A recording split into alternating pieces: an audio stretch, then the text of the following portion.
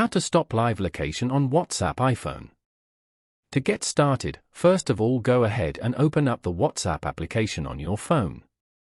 You will then be brought to the chats page. Here, you can view all your chats with friends on WhatsApp. On this page, go to the bottom right corner and tap on the settings icon. Go to privacy as shown. From here, scroll down and tap on live location. Once you're here, you can view all the chats where you're sharing your live location. If you want to stop sharing your location, then tap on Stop Sharing. Tap on Stop Sharing again to confirm. This way, you get more control over your experience with the app and how you use it. Following these steps, you can easily stop live location on WhatsApp iPhone.